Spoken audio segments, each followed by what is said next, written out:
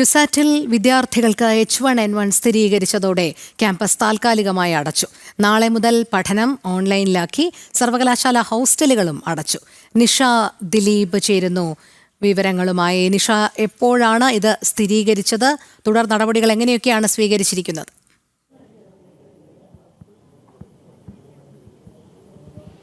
രോഹിണി, കഴിഞ്ഞ കുറേ ദിവസം മുൻപാണ് ക്യുസാറ്റിലെ വിദ്യാർത്ഥികളിൽ ചിലർക്ക് H1N1 സ്ഥിരീകരിച്ചത്. പിന്നീട് അങ്ങോട്ടുള്ള ദിവസങ്ങളിൽ മഴ കാരണമൊക്കെ ക്ലാസ്സുകൾ ഉണ്ടായിരുന്നില്ല. പിന്നീട് കൂടുതൽ വിദ്യാർത്ഥികൾക്ക് H1N1ഉം ചിക്കൻ പോക്സും ഒക്കെ സ്ഥിരീകരിച്ചതിനെ തുടർന്നാണ് കോളേജ് ക്യാമ്പസ് അടച്ചത്. ഓഗസ്റ്റ് 15 വരെ ഓൺലൈനായിട്ടായിരിക്കും ക്ലാസ്സുകൾ നടക്കുക. നാളെ മുതൽ തന്നെ ഓൺലൈൻ ക്ലാസ്സുകൾ ആരംഭിക്കുമെന്ന് അധികൃതർ അറിയിച്ചിട്ടുണ്ട്. ക്യുസാറ്റിൻ്റെ കളമശ്ശേരി ക്യാമ്പസാണ് അടച്ചിട്ടിരിക്കുന്നത്. എന്തായാലും വിദ്യാർത്ഥികൾ, കേരളത്തിന് പുറത്തുള്ള വിദ്യാർത്ഥികൾക്ക് ഹോസ്റ്റലിൽ തുടരാമെന്നാണ് അധികൃതർ അറിയിച്ചിട്ടുള്ളത്.